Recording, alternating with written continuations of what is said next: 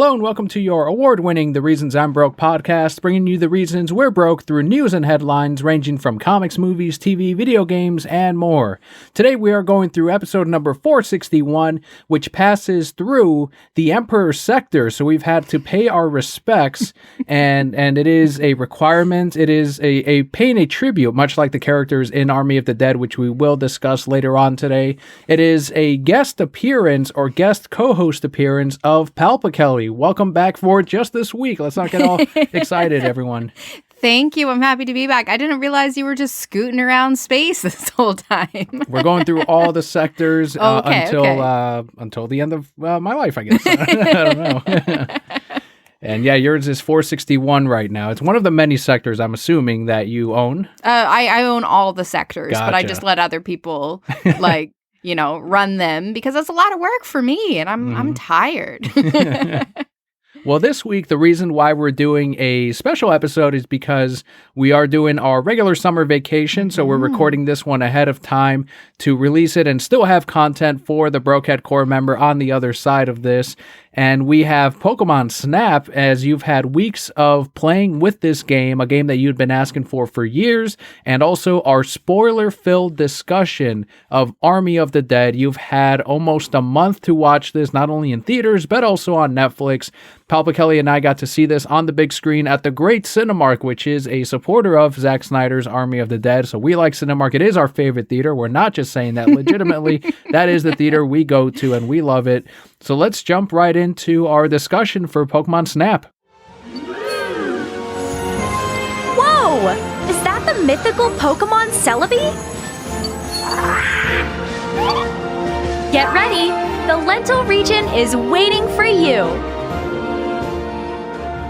Yeah, so exciting. I think I've talked about it many times. I mean, first, hi, everybody. I am very happy to be back and getting to spend some time with you. But Pokemon Snap is, as I would probably rank it in my top 5 favorite Pokemon games, the original Pokemon Snap. And I don't know why. My first memory of it was renting it from Blockbuster, and I'm like, what's this? And then you went and you took all these pictures, and then you had to take the game back and print your favorite pictures on stickers. Never did anything with them, but we paid like $5 for it. My parents were like, that was it? I paid $5 for these 5 stickers? And they were not happy. But I had the Pikachu card too, and I'm sad that I lost it because I had the original Blockbuster Pikachu card. It was so cool. You didn't think it'd be worth anything back then. It probably would have been now. But anyway, so still one of my favorite games. If I pull it out and plug it into my N64, I can blow through it in an hour and have like all the pictures and be like, now I do this and now I do this, and it's really, really great. So they announced, I said for years, the Switch is the perfect system for this because you can actually use it like, and I haven't used it that way, but you could, and look around and take these pictures. And I said, it's perfect, and they just need to go ahead and release it. And well, it was before even the Switch. It was with the Wii U because that one had the camera. Yeah, that's right. And then I said you could walk around your house and take pictures. Yeah, so it has been a long time. So thrilled when they announced this, and they're like, and all these Pokemon, and I was like, nah, it's still not gonna be as good as the original. And definitely some things that I miss from the original, but I will say this is a really solid game. So you've got to watch me play a little bit as a not Pokemon Snap lover, obsessy as I am. What are your thoughts on it? Well, let me clear this up a little bit. I loved Pokemon Snap. Okay. That was one that my aunt got me for my birthday, and she bought it at Toys R Us, and it was $70. You guys remember N64 games were fucking expensive. They weren't $60 or $50 like they were for a couple of decades. People are now complaining about the $60 to $70 mark. But yeah, those N64 games were pricey as hell, and I loved it. I also got a couple of pictures from Blockbuster. I had the Bulbasaur card, which I may have somewhere in my parents' attic in my Pokemon collection with all my old binders. You remembered it absolutely like it was yesterday when we pulled out you pulled out the N64 a couple of years back, and you went through it in about an hour. You knew all the secrets. You knew where the Magikarp needed to go, how you needed to push the trash lizard to transform it into a bigger trash lizard when it went into the lava. Dumpster fire. Yeah, exactly. It all made sense. So seeing this one, it looks like the mechanics are a lot different. There aren't really secrets like in the old one. Am I wrong in this one? You're wrong. Ooh, you haven't watched me play it enough. But anyway, continue. And so far, I guess my only criticism with it is that in the old one, it looked like the Pokemon were a natural part of each environment. You went to the fire section, you went into the abandoned electric plant, and all of those Pokemon had a function. They were doing things, they were chasing Jigglypuff around, whatever it is. In this one, it seems like they're just placed in the environment to like sit and wander, and they're not really. And there's like 18 billion in every square foot of land. So I'm like, I think that's cool that maybe they would have done that back then had they had the technology to put in all of those monsters. But in this one, it just seems like every environment is just too crowded with Pokemon that aren't really doing anything. A few are, some aren't, some are like up in a tree somewhere. I don't know. It just doesn't feel as natural as it could be. I talked to Scott about it on a couple of episodes ago, and the graphics are another thing where the water looks like just a layer that's repeating as a pattern. And in 2021, I expected a more realistic take on these environments, and instead it does look a little bit dated, but it's also a kid's game. I played Pokemon Snap when I was a child, and now there's new kids that are playing this new one, and that's all right. It's not aimed at me. I see what you're saying, but there's also a lot more to it than that. First of all, I don't notice the water. Who's playing this to notice the water? Because it's not me.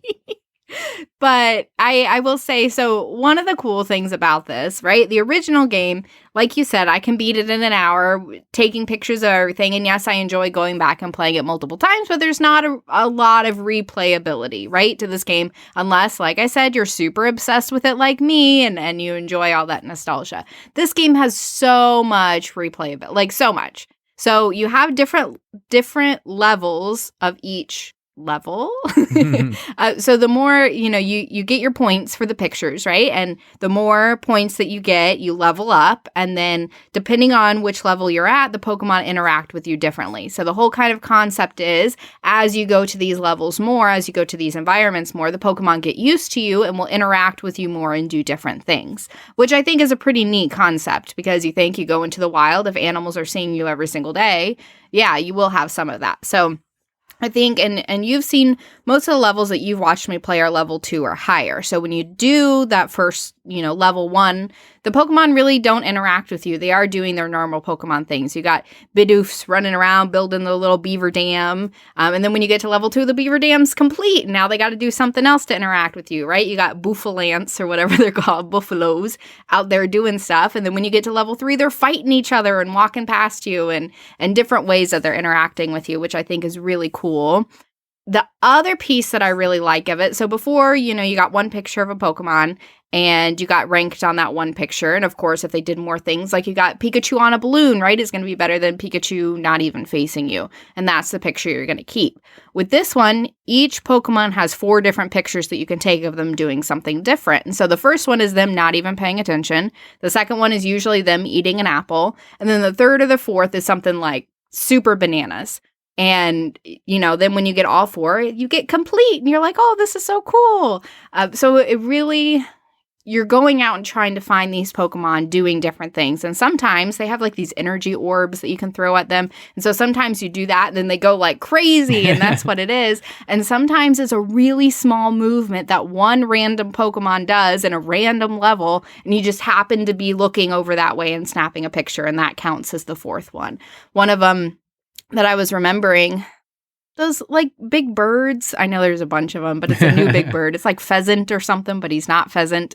Anyway, the 3-star one is them sitting on a nest. And you're like, oh, how sweet, the family. And one time I got mad and I threw an apple at him. And so they're sitting on the nest and now going crazy because I threw an apple. And that's the 4-star one. And it's like those little things, or you're talking about the secret paths. There's always multiple paths to take in a level.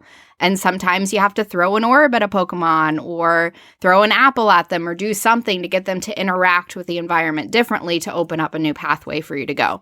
So little things like that I think are really cool. And then you have challenges where, of course, they have to create a story and there's something with Illuminati Pokemon. Anyway, I don't care about them. But you have these different characters who are like, oh, hey, I tried to get a picture of this and I couldn't. And they give you a little clue, right? Can you go get this? And then now you're going into these levels looking for these specific things to take pictures. So they're like, oh, yeah, you did it. And like, it doesn't do anything, but it's just a different way to interact with the game. That's a lot of fun.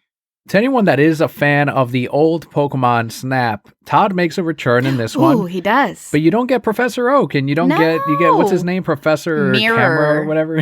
Professor Mirror, which is weird with those little half glasses. Yeah, that is one thing that I don't like as much about this game. One, the music is like the music in Pokemon Snap was so iconic, like the first one, and I can remember every level and how the music went, and I could sing it like the whole way. And then of course you get to where Professor Oak's checking your pictures, and it's that very iconic and then it's like ding ding ding, you were close. like those things. Professor Mirror just loves everything that you take. He's like, oh man, 50 points, that was great. And I was like, no, Mirror, it wasn't great. It was terrible. It's mostly grass.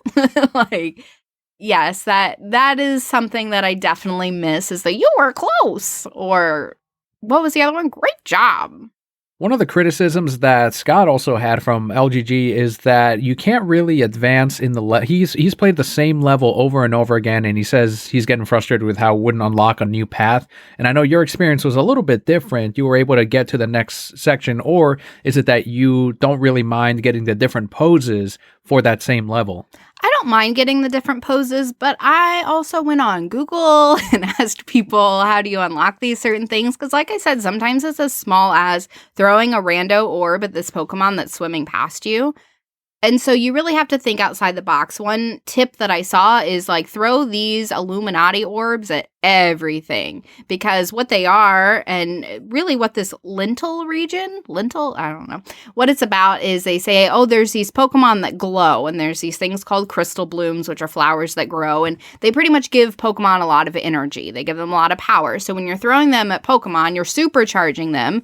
And so, for example, there's this weird crayfish guy, I don't know, Clawhopper, that's not his name, but anyway, he's swimming past at one point, and if you happen to like supercharge him, he gets angry at these rocks and he blows them up, and then you're going in this deep sea tunnel, right? But I wouldn't have known that unless I looked online at other people who had done it. So now I just throw orbs at everything, and you find different things. They have this really cool scan feature, so you hit X and it sends out, how they describe it is kind of like an electro pulse, and so Pokemon, it's like shouting at Pokemon, and so Pokemon will interact with you differently when you do that too, but it also scans the area for different Pokemon. It scans for different paths, different things like that. So I'm hitting that button all the time, and Pokemon will turn to look at you like, oh, are you there? Oh, I didn't know. And I'm like, I'm in this ship, like going past you, right? So all those different things that you have to do about being very vigilant. I'll replay levels multiple times and look one way the entire time to see what Pokemon I see, look another way the whole time, look behind me the whole time, and do these different things. You have to light up the crystal blooms, and Pokemon will interact differently, which is pretty cool. So there's a lot. There's a lot to it. I think it's clever the way that they did it. It can get frustrating not progressing. But at the same time, now when I'm going back and playing a level, I'm saying, okay, well, I already have this 1 star of this Pokemon, but how can I get a better 1 star? How can I complete these challenges that they're asking me for? And so when you click on the level, you can look at the challenges, and they're saying, oh, maybe this Pokemon likes to eat fruit. And I'm like, great, let me hit it with some apples and see these different things. And then when I really get frustrated, I go online and I say, okay, what have you all discovered? Because that's the joy of the internet that we didn't have back when we had an N64, is having, all the support to find these secrets. What are your thoughts on the selection of Pokemon when they went through all of the generations and they picked out which ones? Do you think that it does range pretty well with older Pokemon players and the newer ones? Being a Gen 1er myself, I will say there's not enough Pikachu. So I felt like there was a Pikachu in every level. There wasn't a Pikachu in there, but in most levels, there was a Pikachu in the old one. And there's only a Pikachu in like 2 levels in this one, which is fine, I guess. But they do definitely go through a whole range. So there's Pokemon that I don't even know what they are, because they are such newer Pokemon. You have one level, it's an ice level, where you got some Jinx dancing around, and then you also have Vanilla Cone. I don't know, the double Vanilla Cone. Yeah, whatever. He's interacting with Jinx also, so you get that mix there. And then you've got some Delibirds running around, which was cool, because for whatever reason, I really like Delibird. I don't know. Santa Claus. Yeah, he's a cool Pokemon, and he like runs away from you. He's like, oh, see you later. There's a lot of Bulbasaurs. Nice. There's one level in where more it's than just one level? No, just one level. Oh, no, he is in 2 levels. Nice. Pretty sure I've seen him in 2 levels. You got Bulbasaur running around, Drampa, whatever his name is. He's floating around. So there is a really good mix of a bunch of different Pokemon. And like I said, so many different things you could do, and they're interacting with each other, which is also cool. They did also keep the iconic in the very first level, Dodrio jumping out like, and like running away. So he's still there. Pokemon fighting each other, and if you chase them away, remember like the Pidgeys did with Meowth, where they like attacked him, but you could chase him away, and he's dancing because now he's eating Pidgey eggs. And I was like, oh, that was kind of dark. That happened in this one? No, it doesn't. But okay. Similar. That happened in the old one. But similar things where like Bidoofs are coming to fight a Tangle Growth, whatever. And I'm like, oh, why? You guys are so little. Why are you fighting him? But it's pretty cool. Like I said, the more you go through the levels, just the fact that the Pokemon change what they do or different Pokemon come out is really fun. One of my favorite, and I just discovered it, the Frillish? No.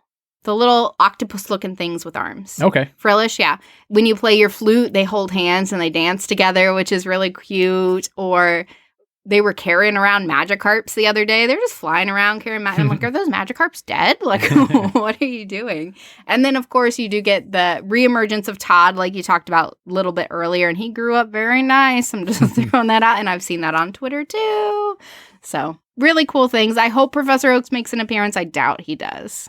But the whole story, and I didn't even talk about the story, apparently back in the day there was some pirate who discovered that a meteor was about to destroy Earth, and all these Illuminati Pokemon banded together to go and save Earth. And so now you're trying to go take pictures of these. They're called Illumina Pokemon, Illuminati Pokemon. And they all they're like a big old wishy-washy and that fire moth thing. Yeah. And so there's all these different Illumina Pokemon, so you got to take pictures of.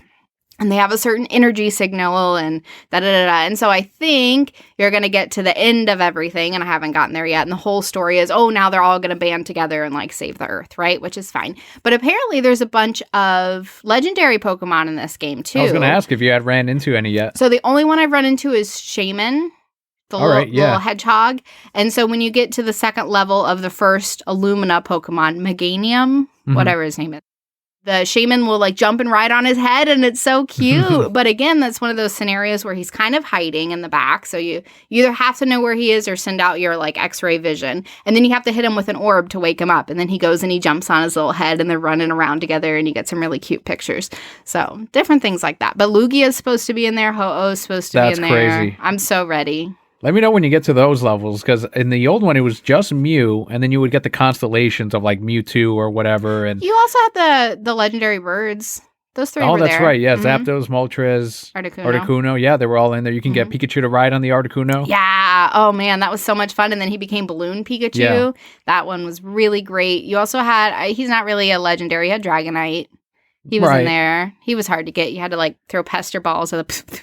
Yeah, so far I have no major desire to play it, just from seeing you go through it all and go on. It's got all of these different new mechanics, which is fine. It needed to get a little bit more complex than what they did in the old one, so it could be a matter of nostalgia simply. I don't know how well this ended up selling. I kind of want to look that up just to see how many newer players ended up getting into this for the very first time, and how many of it was simply players who grew up with the original that wanted to get this one. With Pokemon being how it is, at 25-year anniversary, they're celebrating all of that. I think it did probably just fine. But I want to compare it to the other Pokemon spin-off games that aren't a part of the main series and see exactly where it landed. There's no doubt in my mind that the traditional Pokemon games are always going to do better than ones like this. I did see an article pop up on my phone, and I didn't click it, that said Pokemon Snap is rethinking our need for Pokemon battles or something like that. I'm like, no, it's not. No, it's not. It may, but that gives me hope that it did well. At the end of the day, I bought it for that nostalgia because I love the original game so much. And I will say I do really enjoy it. It's a lot of fun. It's a quick, easy game, right? Being on the Switch, I can pull up my limited edition Pikachu Switch from its dock, play a level or two, and then put it back, right? It's not something that, I'm heavily invested in the story because, they try to put one in, but there's not really a story, right? And I'm not, I can pick it up easily and continue where I left off. Even, I will say there's a lot of loading in this game, and that is frustrating for me because I have to read the same thing over and over and hear the same music, which isn't great music. It's not that great 8-bit N64 stuff that we used to have. But it is something that it can just fill 15 minutes of my day if I want it to, right? And then put it back and then pick up where I left off tomorrow. And I'm not itching to continue to see, ooh, what happens next? What Pokemon did I unlock? But it's, like I said, it's very relaxing for me, even if I'm like, oh, and look at this and look at this. And I can't beat it in an hour. I've invested, I don't know how many hours thus far over the last few weeks, but I keep going back because there's a little bit more that I can do. And now there's this over here. Now there's this other thing. We've got this weird combination of topics this week because you obviously really enjoyed the new Pokemon Snap game, and we are going to talk about Zack Snyder's Army of the Dead. This is going to be a spoiler discussion, so if you haven't seen this yet in theaters or on Netflix, we are going to talk about the plot and the characters and a lot of these outcomes too. So if you haven't seen it yet, we will see you next week. Otherwise, let's get into our discussion of Netflix's Zack Snyder's Army of the Dead. You were so excited for this movie. Of course, with Zack Snyder, we had to be in there. So thankful that we had the opportunity to see it in theaters. Cinemark, our favorite theater. Had to see it on the big screen. We ended up going for the XD version of it, or whatever the big screen Cinemark one was. And that was due to childcare, but I think it was still, I didn't notice like a huge distraction compared to the normal screens that we normally go on. This one is directed, of course, by Zack Snyder, who also directed Watchmen, written by Zack, who also wrote Sucker Punch, and more writing credits here with Shay Hayton, who did John Wick 3, and Joby Harold, who wrote King Arthur, Legend of the Sword. It stars Dave Bautista from Blade Runner 2049, Ella Purnell from Sweet Bitter, Omari Hardwick from Kick-Ass, Ana de la Requera from Narcos, and Theo Rossi from Sons of Anarchy. A little bit of trivia here. Netflix took over the project from Warner Brothers, with filming beginning in summer 2019. That was one of the things that we were all joking about, with Warner Brothers wanting to get rid of Zack so badly that they even sold this project off to Netflix. So us as a fandom were like, okay, well, we're going to make this a massive success for Netflix. And Netflix is actually all in on his Army of the Dead project, as there is an animated project and another spin-off series, I believe, that builds on this lore as prequels. One of the more controversial aspects to it was how Chris D'Elia was replaced by Tig Notaro after stories broke of him pursuing underage girls and sexually harassing other women. So what they did with Tig is a lot of her films were, her shots were filmed separately from the rest of the cast, and then through movie magic, they were able to put her into a lot of these scenes. And that's something that I did not know going into it. I knew that someone was replaced. I didn't know exactly who, so it wasn't obvious to me while I was watching it, but I know my coworker, he knew ahead of time who exactly was replaced, so he noticed that there were some scenes where like Dave was, covered in shadow just to kind of help separate that screen time, I guess, between the two characters or whatever editing they did. This was also Zack's first digitally shot film, so that would be a piece of it and some other things as well. A live tiger was used for some shots, but for the computer animated shots, one of Carol Baskin's tigers was used for reference. Of course, because it's Netflix. We can do this. Yep. Dave Bautista also turned down the role in Gunn's Suicide Squad to star in this instead. Smart choice. Absolutely. Yeah, he was great in this one. Let's talk about it. The casting choices by Zack and the rest of the crew, I know some people have had doubts over whether or not Dave could carry a film all by himself, but I felt that his acting was really on point on this one, especially in a team type of film like Army of the Dead, and him as the lead role, a father figure for one of the characters. There's emotional aspects that he was able to bring out in his performance, and I was happy with that. I was too. I really enjoyed the casting that they had. I think in some way I connected to every character and really started to feel for this world where you had one city that was taken over by all these zombies, just, and the fear that would cause. And I thought the president was great in the little bit that we saw him. I think my favorite casting of all was actually the recast with, her name was Tig, with the pilot. Just a hilarious character, very little screen time, but I laughed every time she was on the screen. Well, I think she is a comedian. That's something that she does normally. So that doesn't mean she can act. Well, that's true, yeah. I thought that the compilation of, these varied characters, there were people that shouldn't really belong together but it was their profession that brought all of these different types of personalities together, and it ended up working out really well. There was some moments where at the beginning when they were recruiting these different specialties and these different people, I was like when they brought in that sharpshooter, like, oh, this guy's a YouTuber, but he's really good at shooting. And he's like, I brought on my friends. And I'm like, and Dave Bautista's like, yeah, that's fine. Welcome aboard. And I was upset because I'm like, all right, well, I guess this is just a loosey-goosey operation of whatever. Yeah, come on board. We need someone to die from the zombies. It's not going to at all ruin our operation. This very well-planned heist type of project. Yeah, but at the same time, he was probably also like, well, whoever we can get to help, whatever. This is going to be tough. This is probably a suicide mission because they knew that from the beginning. And yeah, but just get these guys in. And of course, you knew that they were going to die, right? You knew, okay, you got these main characters and they're probably going to live. Everybody else is going to die. So I guess in his mind, he was like, whatever, you can shoot a gun, like whatever help we can get. I know Zach did aim to make this one of the most tropiest of zombie films or horror films, and I think he definitely achieved it. I was surprised at how much humor there was in the movie. I felt like it was probably his funniest movie out of all of them.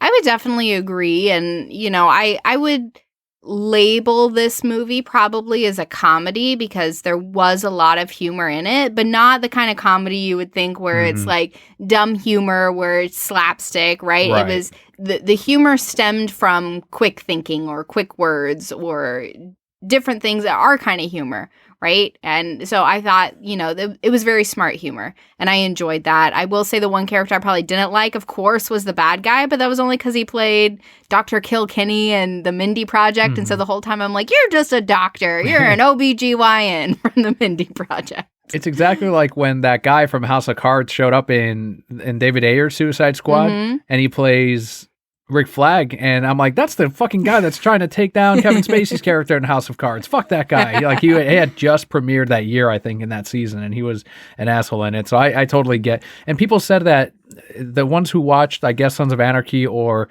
one of the Marvel shows, that security guard or prison, the camp guy that they brought on just to sacrifice, he plays that same type of role in one of the Marvel shows. Right. So they already knew that he was going to be like this asshole guy with his little mustache and all of that. Of course, when they show up with a little mustache like that and like a uniform, they're going to be an asshole. Power trip. It's like in the 30s. Whenever you saw the character with the twirling mustache, you knew that was the villain, and that's kind of what I guess paying back to that trope of the villains. That guy has to have a mustache, and that. The whole thing with Scorpion from Mortal Kombat, the recent one, kind of sending this team out back to his casino to get all of this money, and then you have someone else representing him on the team as well to make sure that they are actually, I guess, following directions. We find out that he's there to try to get a sample of these alpha zombies because they are trying to sell this to the government to build an army of these super zombies, and that's something army of the dead. That's right. Ooh. Exactly.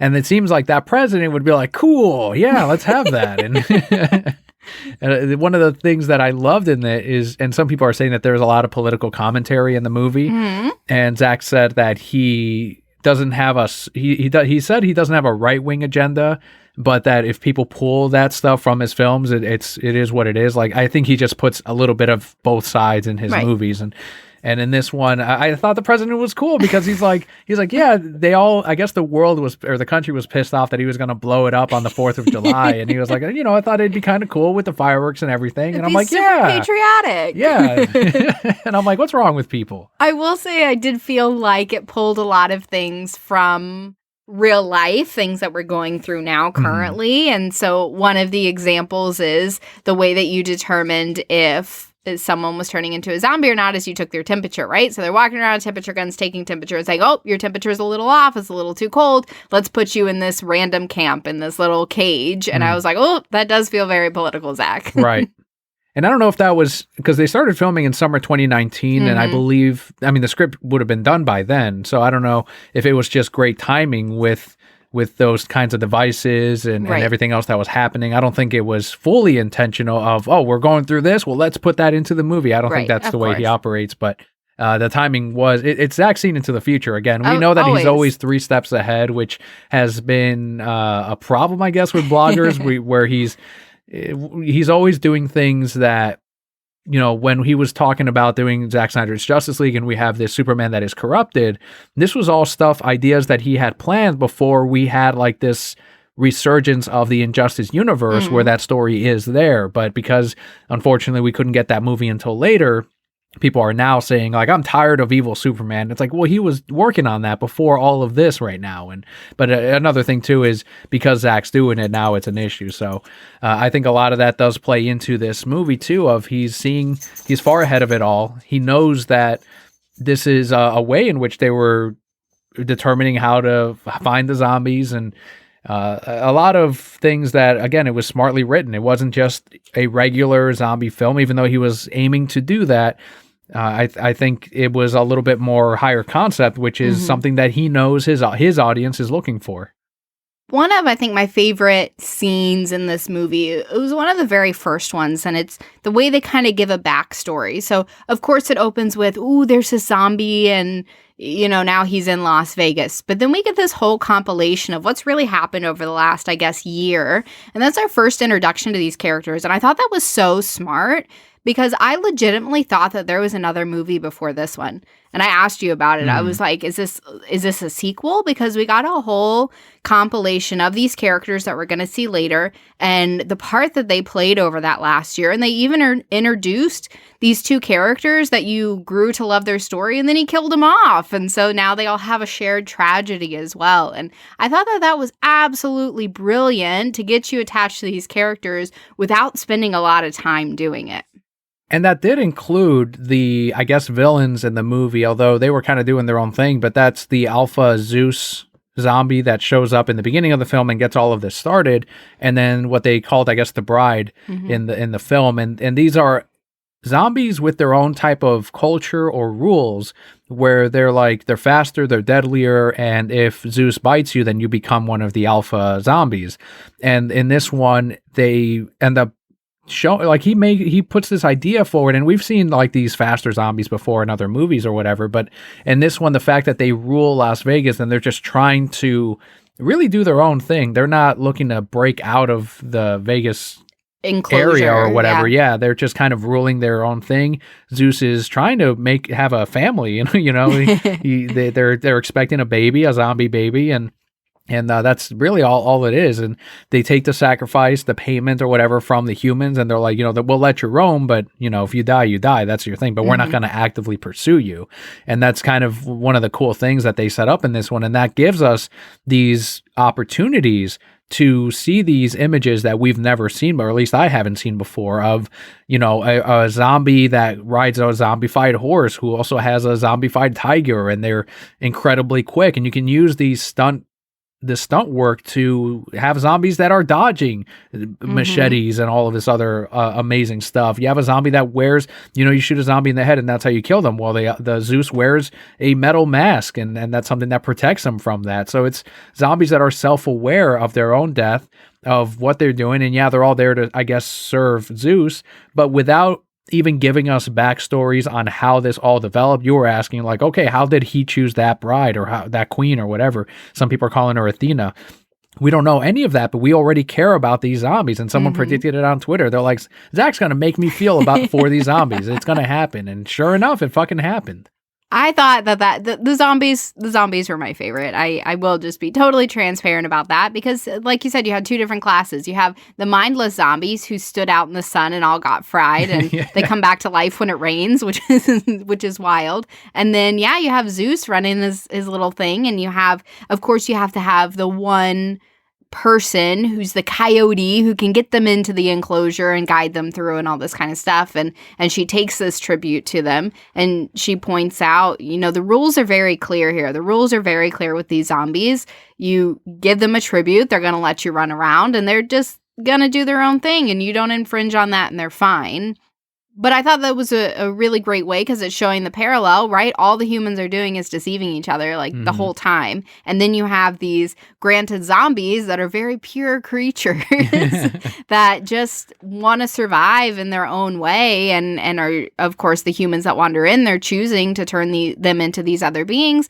But I'm going to say from their perspective, they're turning them into something better, right? Because now they're not going to age and they're not going to die and they're faster. And yeah, sure, they got to eat brains. Right. But they have very specific rules or taking them away from this world where they're, nuking people and lying to each other and locking people up. And I'm not going to lie, I would rather go be a zombie if I was living in that world.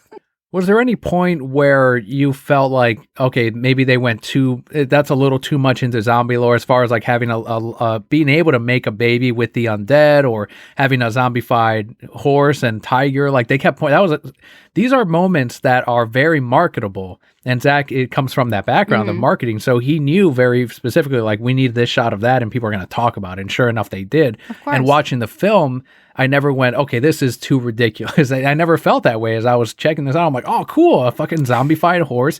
He's got a zombie tiger that's running around, which makes sense. We're in Vegas. And we've got zombies that can wear armor to protect themselves. No, I thought it was great. I'm not going to lie. That zombie love story was one of the best love stories of like the year. It was so great.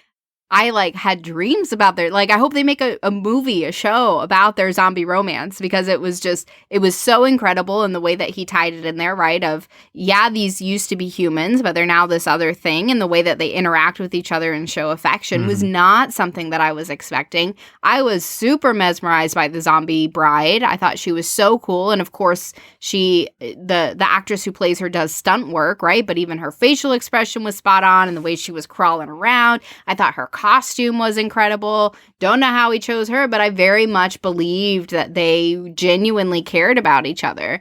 The things that except for the fact that he sends her out with one guard. Okay, yes, and there were pieces where I was like, why? Right? There were some plot points where I was like, well, why didn't they just do this instead, or why didn't they just do these things?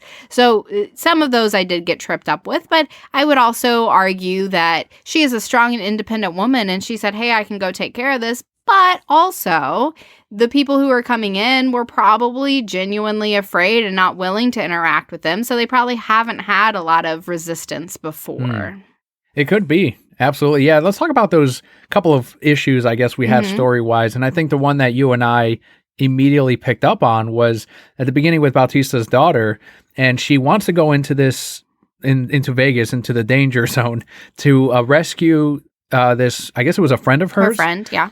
Who she was helping raise her kids in this camp, and they were going through these awful things in this camp and trying to not get sent into Vegas or lockdown or whatever.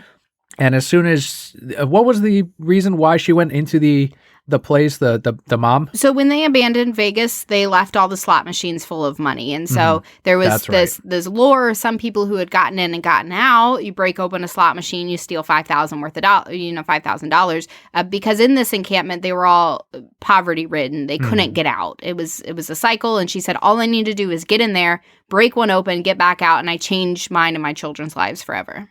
That's right. And she had not come back. And one of the things is she's like, well, I need to go in there to get these kids' as mom, who I've pretty much almost raised as well. And you and I don't know if it's because we're parents or whatever, or if it's just a plot thing, but we were like, she should have stayed then with these kids. Right. And I don't know, that would have been one of the things that instead, as a parent, I guess, I wouldn't then also leave the kids without anybody to watch them. Yeah, that was one thing where I was like, why? I get that you want to go in and save her, but they said they're going to look for her if they can find her. But think about it. What's the reality that she comes back? And ultimately, she didn't come back. Right. So, and her being there created more challenges for the team in trying to get out to save everybody. And at one point, that's where Dave had to separate from the rest of the team to try to rescue his daughter, who had found Greta, I think was her name, and bring her over to the helicopter pad and all of that. So you needed to have some kind of switch in the story. Obviously, they couldn't just aim for the money and then get out. So I guess that's where they needed to go. But I think that I don't know. I couldn't have written that better myself, but I just think from a regular human to human standpoint, she probably should have stayed with the kids. And I don't know where you could have sort of made it so that Dave still rekindled that relationship with his daughter. Right. And that was the main point, is rekindling that relationship.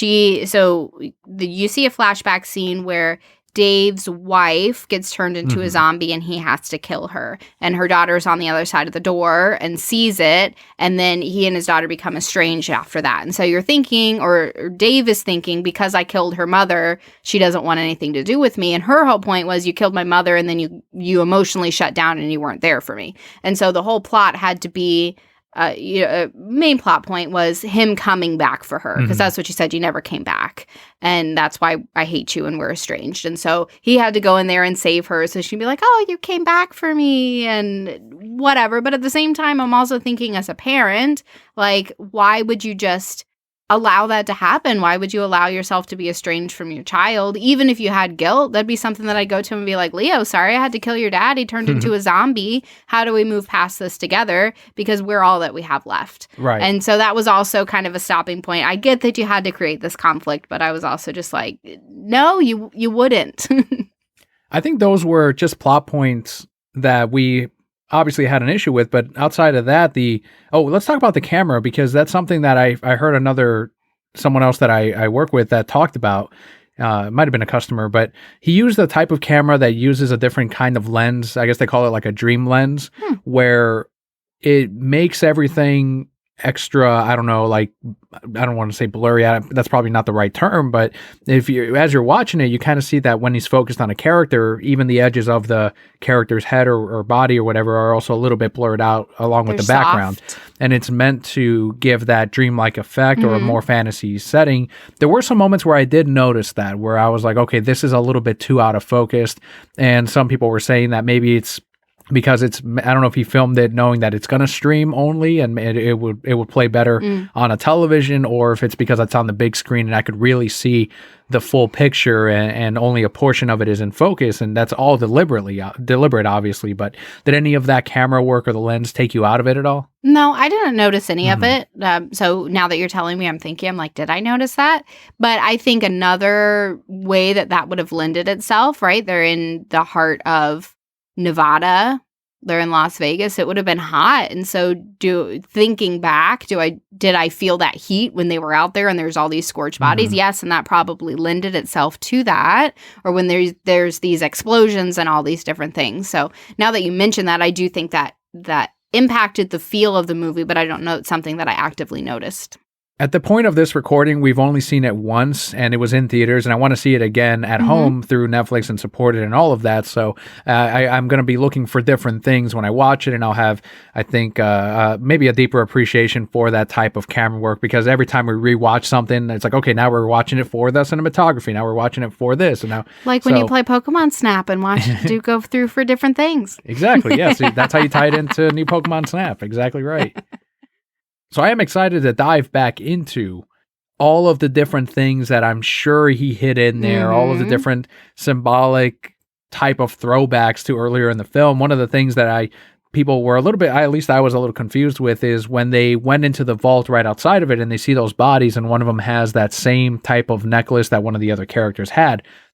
And Omari's character brings up this theory of they're just repeating this throughout time and that they're stuck in this, which would explain those bodies that were down there. But he's also referencing that they were not the first team that's tried to go in here to get this money or this sample or whatever they were trying to get this whole time. So that's one thing that I was like, okay, that part's still. So when I rewatch it, I really got to focus on those bodies and see if they are legitimately exactly the same type of clothing that they were wearing, or if it just happens to be the jewelry that caught my eye that other character was also wearing. Well, that caught my attention too, because there were 2 or 3 different things, like one on each body, that referenced back to another character. So he would say, oh, this thing, and you'd pan to the other character in this thing and pan to the one of them had the same scarf, different things like that. So it would be interesting to see if he included something like that. Of course, they had the plans that were identical to the ones that they had, but that didn't necessarily mean anything if they were all getting them from the same guy. I still shipped the German vault guy with Omari. Oh, you yeah. Know, they had them. They were great. I was reading some of the trivias. They didn't have a chance to, I guess they do like a chemistry test or whatever between the different actors. And they didn't get a chance to do that. So in between workouts, they would meet in the workout room and they would get to know each other better. And and it was funny. The interviewer was like, and we ended up developing something special that I think we can see on screen. And I was like, I knew it. And one of the things is he's locking the most precious thing to him, and that's when he locks the dude up. and he emerges at the very end, totally fine, even though there's like they're a nuclear type of, that's one of those things, but whatever. And you had pointed out that the infection isn't noticed or doesn't take effect until a day or two after he was traveling. So it's just again one of those things that I don't know if they wanted to. That's a part of the trope where now he's going to Mexico City, which is one of the most populated cities, and that's going to be infected next. So as long as there's a sequel and more to it, and as long as we keep watching it, I'll be there.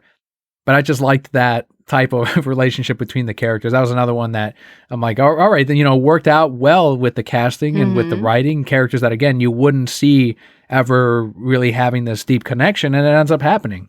Yeah, I did really enjoy those two characters because they started out not friends and, oh my God, why do we have this guy here? It's so stupid. And at the end, they were like best friends and like helping each other and like super proud of each other. And this is how you hold this gun. And I'm like, immediately turn to you. I'm like, oh, I ship them. Yeah, they were perfect. I love them. I think people they love this question of like, where do you rank it in your Zack Snyder films? And I know you haven't seen Sucker Punch. I haven't seen Dawn of the Dead. I haven't seen that one either. And I think we've seen everything in between though. Maybe. Hours of Ga'Hoole, did you see that Nope. one? Okay, so that's another one. But out of what you've seen so far, where does this sit when you compare it to his other works like Watchmen, Man of Steel, BVS, Zack Snyder's Justice League? I thought it was still really solid. So I 300. think I've mostly just seen his superhero movies and, Watchmen, BVS, all that kind of stuff. And so that has really strong basis behind it for him to pull from. This I felt very much, came from his brain, which is still awesome. There were so many pieces that I enjoyed of it. But again, this is also a comedy. So I think with any Zack Snyder movie, you have to watch it multiple times before you really get the full feel of it. Again, to pick up all those little things, all that symbolism, all those things that he threw in there. I will say I do probably enjoy his superhero movies more. Haven't seen all of his, but it would be probably on the back end of the ones that I've really enjoyed. But all those movies I've seen multiple times, and I've seen the reference material, and I've seen, for example, the Watchmen adaptation is like one of the best ones because it's like frame for frame from the comic and then built on it even more, and all these really great things. So it's very hard for me to do that because this is so different from all his other movies. Did I really enjoy it? Yes. Would I like to see more zombie romance? Yes. And a week ago, if you had asked me, Kelly, do you ever want to see a zombie romance? I'd have been like, what is wrong? No, absolutely not. And now I'm like, give me all the zombie romance. Like, that was a great story. And I want to know how he ran into her and turned her. And then, because it was just the two of them. It wasn't like it was a zombie orgy. It was just him and the zombie queen. And she was out there ruling and bringing people back for her man, right? And how'd they make a baby? Because they're zombies. Like, anyway. It is a tough thing to compare. I agree, especially with material that we have read before, like Watchmen and The Dark Knight Returns and all of these works that he pulled from to make these other massive movies.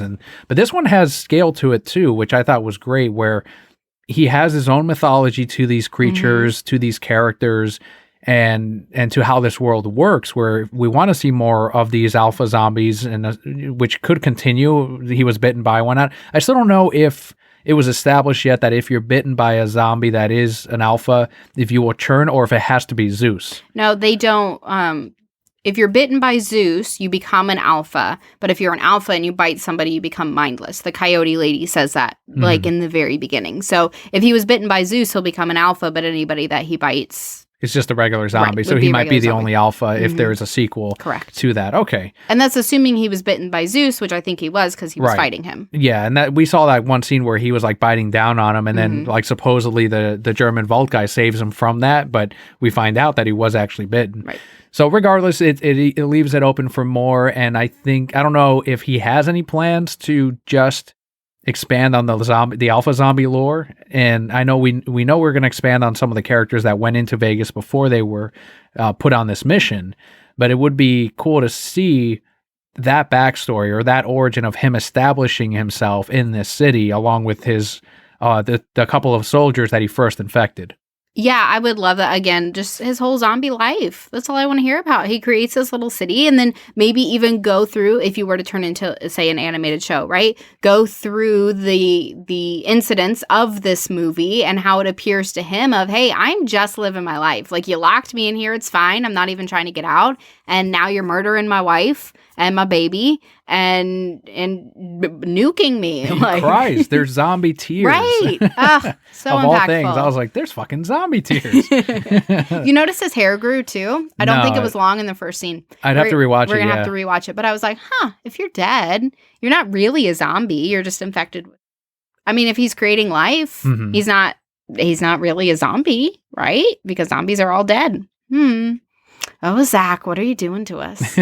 Just that's always what happens with these movies, and we would recommend it. Obviously, Absolutely. This is something that we did really enjoy. If you have so many people have Netflix, you got to see. This is a staple of Netflix, and I'm really pleased with how much support Zach has gotten from Netflix and from Cinemark, from the fandom, of course. And this is something that Warner Media needed to. Unfortunately, this is how they should have supported him for Zack Snyder's Justice League. They wouldn't tweet about it. It was all HBO Max and AT&T.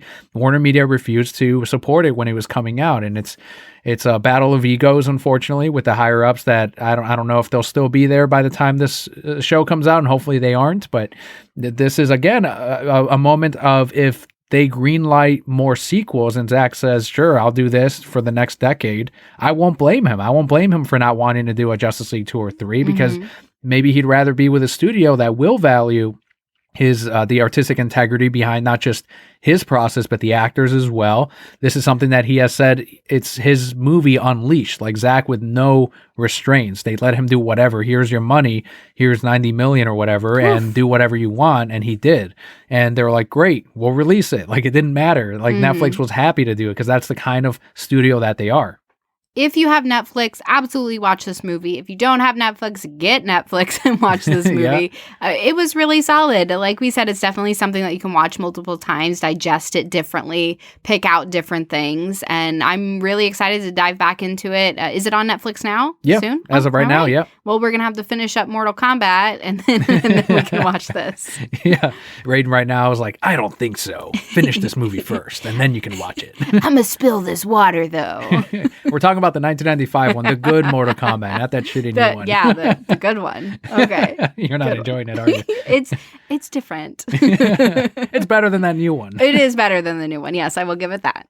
So longtime Brocat Core members, we've gotten some new ones over the last couple of months that may not know that you had been on this show weekly for almost 8 years and almost a decade when we're coming up on the anniversary next September, I believe, 2022, 10 years of the show going, but you were there from the very beginning. And what's been going on? We'll go ahead and explain, what's been going on in between, why you had to kind of step away from the show for a bit, and what the old school Brocat Core members, they want to know what's been going on with PalpaKelli. What's up with Palpa?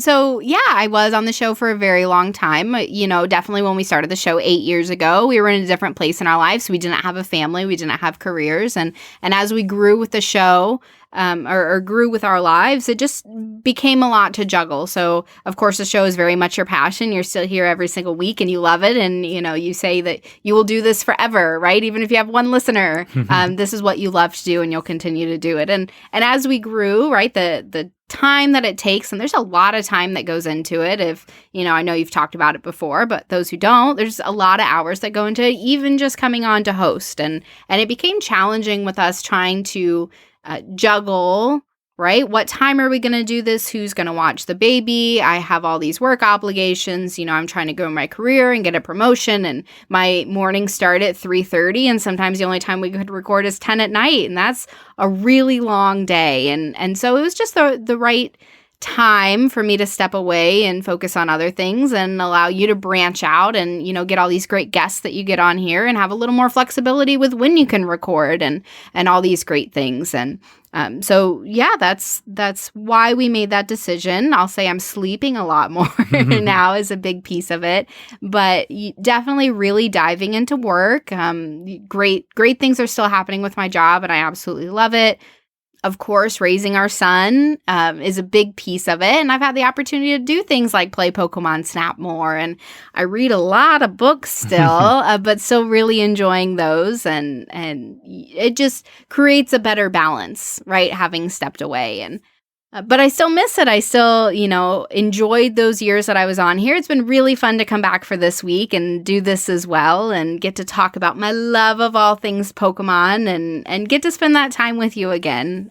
It has definitely been a real honor and privilege too to find that these different rotating co-hosts that are there for support, that so far has been a thing that works. There are people that I think one of the keys to it is that and that's something you've mentioned in the past, and I've seen with other podcasts, is when there's a weekly, I don't want to call it obligation, but a weekly type of task or plan to be on and record. I think a lot of people don't realize how doing that every week is actually more than you think. And especially if you're the one who's editing and putting out and all of that. And that's why I've seen a lot of podcasts end because of, one, they think that they're going to get 10,000 listeners by the time they're on episode 3 or whatever. And that's not, it's a marathon thing, not something that is a sprint. And that's one of the things with the others is that finding that other person that is going to be there every single week to keep up on show notes and to keep up on some of these things. And the key so far that has worked with this rotation is it's not an every single week thing for the other co-host. It is, I'm here every week, and that's, I'm happy to do it. And this is my hobby and my project. But, on the other side, sometimes it's once a month or once every 2 months, which works out really well. I've been really lucky to have some very talented co-hosts and guests as well, people in the movement that have jumped on and have been happy to help out with that week's show, and then the ones that are longtime brokettes that want to see this keep going, and that thankfully being a part of the process hasn't, I guess, gotten them out of the show in a way where now that they're a part of it, I think that I believe, at least it makes me feel like it's more special to me when I guest on someone else's show. I've been on Nick's Nerd News a few times now, and I'm like, this is really cool. Like, I feel like I'm really contributing to it. There's a little bit of a sense of ownership or something to that as well, even if it's just for that one episode or that 1 week. So I think that's been one of the things that has worked with it. And one thing that I've been really happy with, and something that I want to, of course, expand on, playing around with some streaming features on this program that I'm now using to record these Skype calls. And it's stuff that will take more time for me to develop. You know me, I like to do things as prepared as possible, I guess. And that's something that has no timeline. It's not something that I need to start streaming by next week or anything like that, but things that I'm able to now have this opportunity of, okay, since I am recording online now, instead of in, person to person like we are now, or like we used to, I have these other avenues that I could mess around with and play with. And I think that's been exciting for me, at least. Yeah, some of the listenership had gone down when you left the show. Patrons especially dropped off quite a bit, but that's something that I've been saying for years too, and you and I have been saying of like that's huge to help out on the monthly cost for the show, but it's not about the number of patrons or the number of listeners. It's about me wanting to still do this, and if there's, as you mentioned, at least one other person on the other side listening and enjoying, then great. That's fuel to me. That's wonderful. I'm happy that you've still been able to continue it. Like I said previously, it was not an easy decision to step away, but I think I feel like I'm able to show up better for us in our outside life by having, the time for myself. And I've been working out every day for like 5 weeks. So thank you. Very strong now. I can go to the zombie apocalypse. Yeah, and you survive. can start jumping on cars and flipping around. One of the things you had on here on the show notes is my Johnson & Johnson vaccine. Yes. I guess you wanted to talk about this on here. Yeah, you just got it recently, and now that things are starting to open up in the wild, wild west that is Florida, if you're vaccinated, there's a lot more freedom, right? Things opening up, and so you made the decision to go and get it. I've only had my first vaccine. I did not get the Johnson & Johnson, but will be getting my second shot next week. So I'd love to hear about your experience and how you're feeling today. Yeah, we'll go through that. Let me leave that for the post-credits discussion. We'll do that. Perfect. So everyone else, thank you so much for tuning in. You can find us at thereasonsimbroke.com. This week, I'm going to remind everyone that we do have a Discord lounge, which is great. It has a lot of the co-hosts that you hear here every single week. So there is a link at thereasonsimbroke.com, also in the description of today's episode. Join in on there. There's a collector's corner section where you can share your latest statues, toys, comics, CGC books are shared a lot on there. So join in on that. That's what I would recommend. It's a great way to get in touch with other people in the Reasons I'm Broke sectors. So thank you once again for tuning in. I've been Daniel. I'm Emperor PalpaKelli. And Broke at Core, all will be well.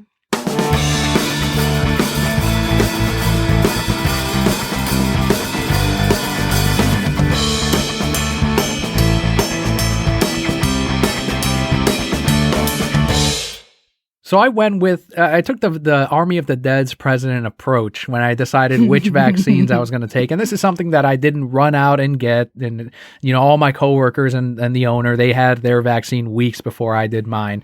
But it's one of those where in the store, you can stop wearing your mask, and I work there if you've been vaccinated. And if you haven't been, then you still got to wear your mask. And I was like, well, I don't want to wear mine. So I'm like, that's when and also I'm flying out in July. So that's another thing that I'm like, all right, well, I either get that fucking shit up my nose because I need to come back with a negative test before you can fly, or if I come in with my vaccine card, then cool. So naturally, I picked the one that I own some stock on, which is Johnson & Johnson. They are a family company, and I fully trust their process, their vaccine. I think it's great. I think it's solid. I think it's a good one. I felt stronger after getting it, honestly. Did you? Because I was sitting next to you. Okay, I didn't know. I didn't know that's what that was. I got pale because that's because I always do when I get my blood drawn or when I get a shot. They call it the Vegas effect, is what Scott was saying from Lazy Gaming Guys. It's like PTSD, a form of it from when I was a kid and I had to be held down to get a vaccine and a shot or whatever. So that's what that is what they were saying, and what other people in the groups are like. Yeah, I have that. That's what this is. But now, like the rest of the day, I'm like, I feel great. I feel fine. Today, I'm a little symptomatic, but I think it's just maybe lack of sleep. I think it's unrelated to the great Johnson & Johnson, or it could be that my portfolio is so solid that it's coming through to my health. And when they were talking about it, I talked to Manu about it. When they were talking about the issues they were having with the blood clots and all of that, I'm like, whoa, hold on. Let's really research this and find out exactly what's going on, who it's affecting. And thankfully, I was able to get it locally because every place wouldn't have it. Publix didn't have it. CVS wouldn't carry this vaccine. And I was able to go to this locally owned pharmacy, and they had it right there. I got it, and now I'm good. One shot only, not two. It's the same one that Scott got. So let me tell the real story now that you're done with your story. Okay. So you find this vaccine at this shady it's not pharmacy, empty shelves called The Pharmacy. You go, you get your shot, you almost pass out in the chair. We get back in the car, you wake up this morning, you're like, oh, I feel achy and I have chills. I feel sick. That's the real story. I do feel achy. I did get chills last night. Scott did tell me, though, he got the same one, Johnson & Johnson. He said that it's a one-day affair. And that the next day he woke up just fine.